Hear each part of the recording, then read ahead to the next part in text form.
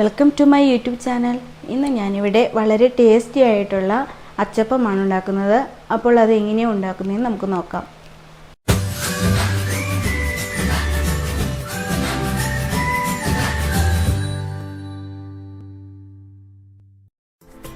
അച്ചപ്പം ഉണ്ടാക്കുന്നതിനായിട്ട് ഞാനിവിടെ ഒരു കോഴിമുട്ട എടുത്തിട്ടുണ്ട്, 6 ചുവന്നുള്ളി എടുത്തിട്ടുണ്ട്, 3 ടേബിൾ സ്പൂൺ പഞ്ചസാര ചേർത്തിട്ടുണ്ട്.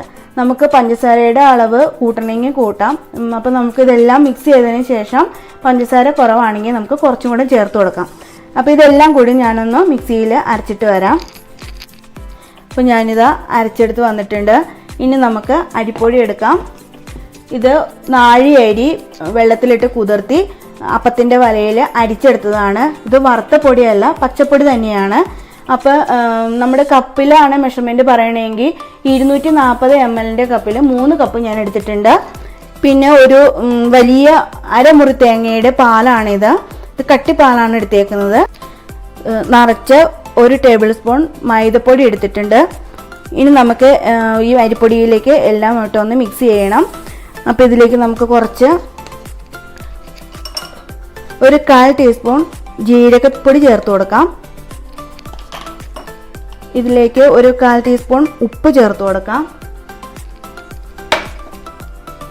ഇനി നമുക്ക് ഈ പാൽ ഒഴിച്ച് നമുക്കൊന്ന് കുഴച്ചെടുക്കണം. നമുക്ക് ഈ മൈദയും കൂടി ഇതിലേക്ക് ചേർത്ത് കൊടുക്കാം.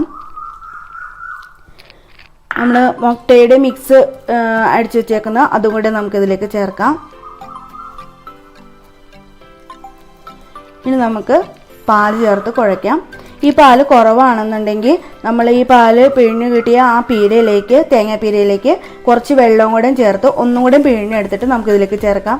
അല്ലാതെ നേരിട്ട് പച്ചവെള്ളം ഇതിലേക്ക് ചേർക്കരുത്. അപ്പോൾ നമുക്ക് കുറച്ച് പാൽ ഒഴിച്ചു കൊടുത്ത് കുഴച്ചെടുക്കാം.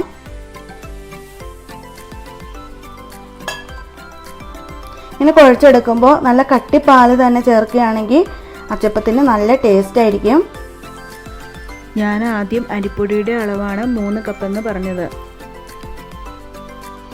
അപ്പം നമ്മുടെ മിക്സ് ഇവിടെ റെഡി ആയിട്ടുണ്ട്.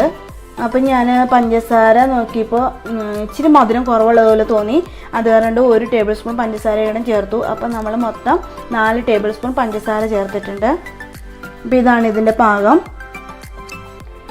ഇനി നമുക്ക് ഇത് ഇരുന്ന് കുറുകയാണെങ്കിൽ നമുക്ക് കുറച്ച് പാലും കൂടി ഒഴിച്ച് നമുക്കൊന്ന് ഇളക്കിയെടുക്കാം. ഇനി നമുക്കിതിലേക്ക് 1 ടേബിൾ സ്പൂൺ എള്ളും കൂടെ ചേർത്ത് കൊടുക്കാം.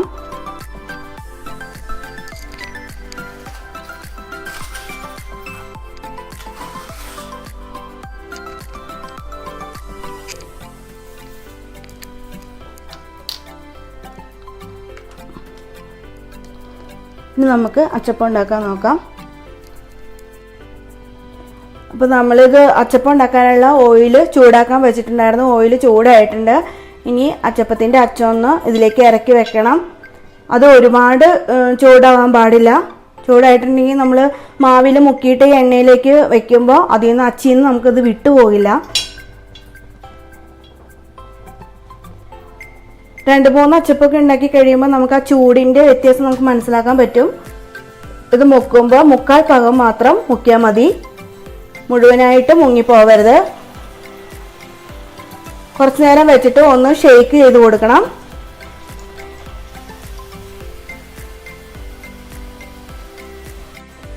അപ്പം ഞാനിതിൽ 4 എണ്ണം ഇട്ടിട്ടുണ്ട്.